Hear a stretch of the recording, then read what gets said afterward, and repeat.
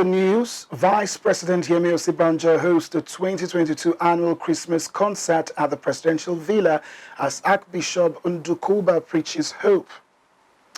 The federal government orders the opening of the second Niger bridge for use starting from midnight Thursday, once again speeding. President Joe Biden informs over 40 African leaders attending the summit, says the United States is all in on Africa's future. This is MLC TV News Hour, reaching you live from the city of Lokoja, the confluent state of Nigeria. I am Morno Balagobo. Vice President YEMI OSINBAJO on Tuesday hosted the 2022 annual Christmas concert at the Presidential Villa, his last as Vice President.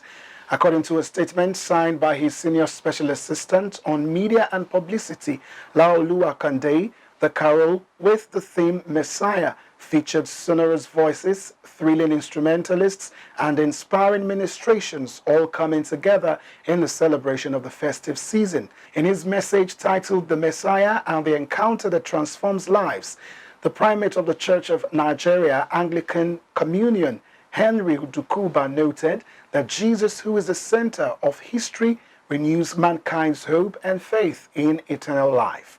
According to him, the encounter with the Messiah restores man's purpose in life, gives peace, and brings reconciliation to God for man to experience truth and the living God. He also urged Nigerians to be mindful of the celebration of Christmas, avoiding the attempt to commercialize the celebration across the globe. The federal government has ordered the opening of the second Niger bridge for use starting from midnight on Thursday. The Minister of Work, Babatunde Fashola, stated this on Wednesday while inaugurating the bridge for use for 1 month during the Yuletide. Fashola, who took a walk around the bridge during the inspection, advised road users plying the bridge to drive safely and responsibly in order to defeat the purpose of its construction. The minister pointed out that the President, Muhammadu Buhari, completed the bridge to save lives and alleviate poverty occasioned by the waste of man-hours resulting from gridlock on the old First Niger Bridge. He said a lot of Nigerians had talked about a solution, but President Muhammadu Buhari's administration decided to build the bridge and did whatever it had to do. So wherever the funds came from, it came from investment, all assets, repatriation of funds that were stolen out of Nigeria. Speaking on the need for motorists to obey the speed limit rule, the minister added that the maximum speed limit on the Nigerian roads is 100 kilometers per hour. He encouraged Nigerians not to drive above that. The president will be happy to see users drive safely and responsibly while using the road, especially during the Christmas and the New Year's seasons. It also will be opened for traffic going from the west to the east from the 15th of December to January 15th, 2023. Nigeria will on Thursday introduce into circulation its new currency, into the first such redesigned in 20 years. The authorities say the measure is meant to address insecurity, tackle counterfeiting, and force access cash back into the banking system. Nigeria's central bank had said more than 80% of the money in circulation was being hoarded by individuals. It has urged people to take their old Naira notes to commercial banks for replacement. A 31st January deadline had been set by which Nigerians had to trade in their old notes. Many Nigerians say the government should have focused more on other measures to tackle soaring inflation in Africa's largest economy instead of redesigning the banknotes. The policy is likely to hit politicians who might be planning to use cash to bribe voters in Nigeria's elections, a common campaign strategy in the country. The elections are due in February.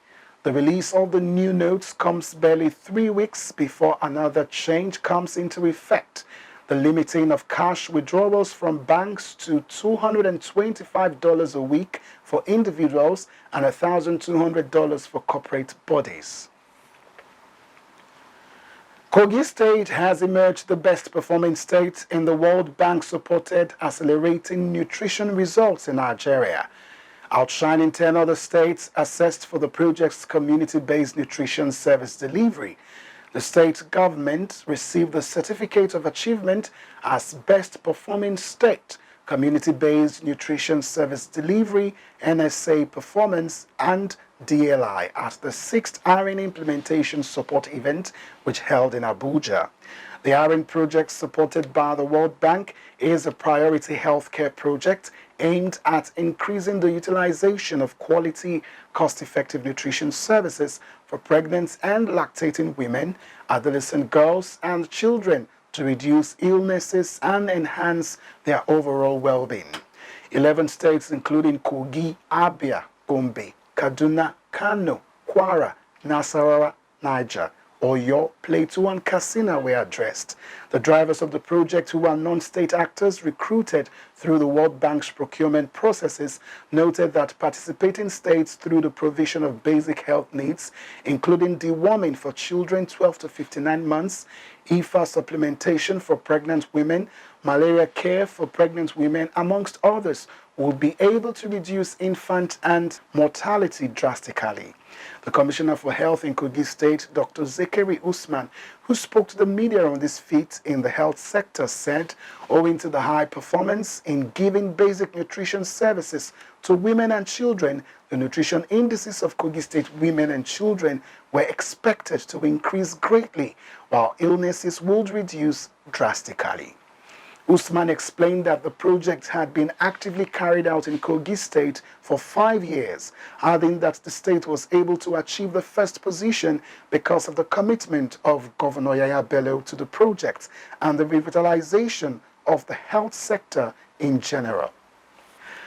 As part of efforts to celebrate the 2022 Yuletide season, SANDRA, Mimi, MUSA, and AIDE to Governor Yaya Bello of Kogi State on Women Affairs Office of the First Lady has brought smiles to the faces of women, widows, youth, and party faithfuls across the AJAOKUTA local government area of the state. Sandra Musa, during the outreach, distributed bags of rice, bundles of wrappers, cash, and other items to the beneficiaries. The non-indigens in the AJAOKUTA local government area were not left out of her gesture, as they also smiled home with their packages. Speaking at the event, the convener, Sandra Mimi Musa, said her mission is to help others and also change lives positively. She explained that the leader of the All Progressive Congress APC in the state, Governor Yaya Bello, has created an enabling environment for women to thrive in politics in the state, explaining that they were appointed to always reach out to the people at the grassroots.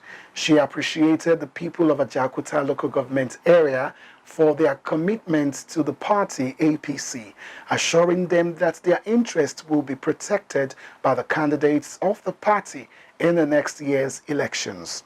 Sandra appreciated all appointees and other government functionaries at the event, promising that she will continue to seize every opportunity to impact lives. The Niger Delta Development Commission has commenced the distribution of relief materials to communities affected by the recent floods in Imo State.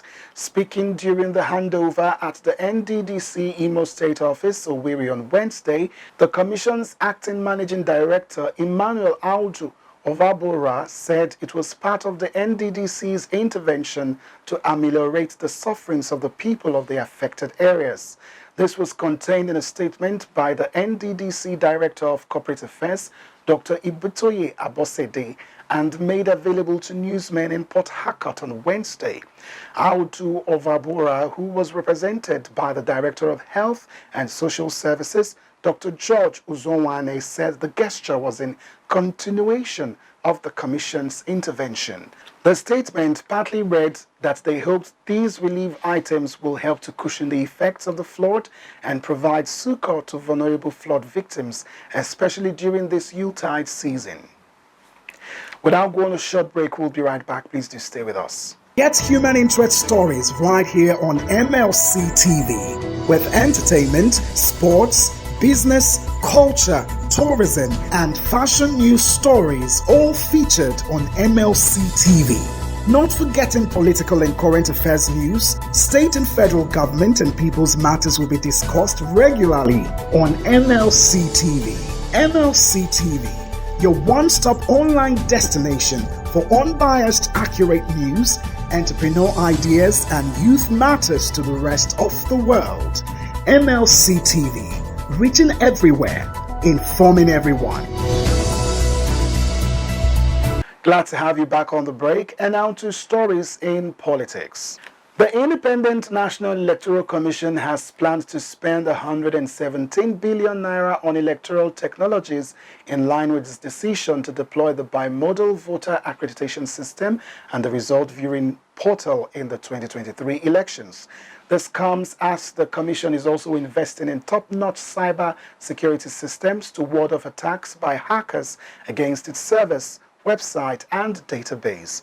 The amount represents 33.4% of its 305 billion naira budget for the polls, according to INEC election project plan for the 2023 elections.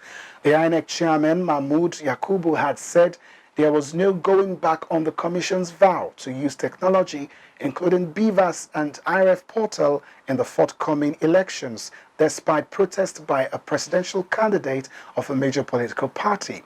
He had also complained that the Commission's result reviewing portal came under attack from hackers during Ekiti and Osun state governorship elections.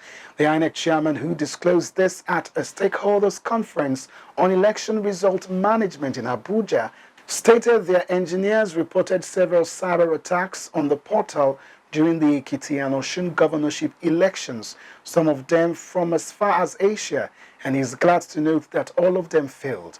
They have tasked their engineers to do everything possible to fully protect the IRF and all their web resources. It was gathered that the Commission had also developed tight protocols against attacks on its cyber facilities. And on the foreign scene, President Joe Biden invited thousands to celebrate at the White House on Tuesday as he signed into law gay marriage legislation before a bipartisan crowd that reflected the growing acceptance of same-sex unions. The triumphant mood played out against the backdrop of a right-wing backlash over gender issues, which had alarmed gay and transgender people and their advocates. The new law is intended to safeguard gay marriages if the U.S. Supreme Court ever reverses Obergefell versus Hodges, its 2015 decision legalizing same-sex unions nationwide. The new law also protects interracial marriages. In 1967, the Supreme Court in Loving versus Virginia struck down laws in 16 states barring interracial marriage. The signing will mark the culmination of a months-long bipartisan effort sparked by the Supreme Court's decision in June to overturn Roe versus Wade, the 1973 ruling that made abortion available across the country. Lawmakers crafted a compromise that was intended to assuage conservative concerns about religious liberty, such as ensuring churches could still refuse to perform gay marriages. In addition, states will not be required to issue marriage licenses to same-sex couples, but they will be required to recognize marriages conducted elsewhere in the country. A majority of Republicans in Congress still voted against the legislation. However, enough supported it to sidestep a filibuster in the Senate and ensure its passage. Tuesday's ceremony marks another chapter in Biden's legacy on gay rights. U.S. President Joe Biden has announced billions of dollars in new funding for Africa at a summit of dozens of heads of state in Washington. The United States is all in on Africa's future, President Biden told the over 40 Africa leaders attending the summit. He also spoke optimistically of improved links with Africa during a summit in which he announced $55 billion in new funding for the continent over the next 3 years. This included $100 million for clean energy projects. He told the gathering in Washington that when Africa succeeded, so too did the United States. Biden spoke of the importance of good governance, healthy populations, and affordable energy. The summit of heads of state is seen as an attempt by America to reassert its influence in Africa at a time when China, Russia, and Turkey are deepening their involvement. It's the first of such gathering hosted by Washington for 8 years. And now to entertainment news. Let's now join Matthias Ayodeji for the entertainment news.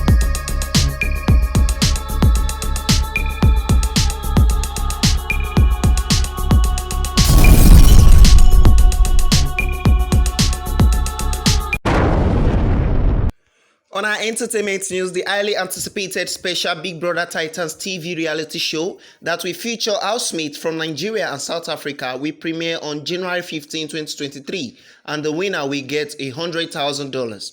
The organizer, MultiChoice Nigeria, made the announcement at a media party in Lagos. Announcing the commencement of the show and prize money, the Chief Executive Officer, MultiChoice Nigeria, John Ugbe, disclosed that the Big Brother Titans edition will run for 72 days, and the winner will cut home a prize of $100,000 cash.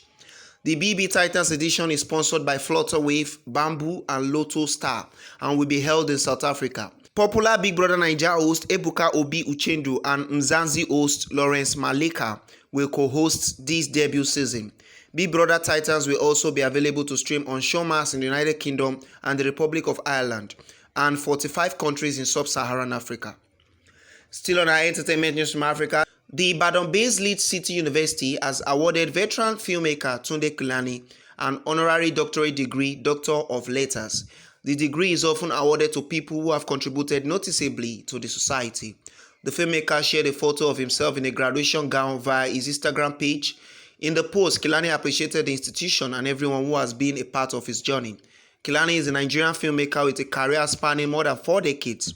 His interests are in producing movies and have deep roots in documentation, archiving, education, entertainment, and promotion of the culture. Most of his movies, including Maami, Sawuride, Oleku, follows the lines of interest. He is also known for enjoying literary adaptations. Most recently directed Ayinla, the biopic of the popular Apala musician Ayinla Omowura, produced by Jade Osiberu. And that is all on entertainment news today. My name is Matthias Ayodeji Peter, reporting for MLC TV. Back to Akasta for more stories.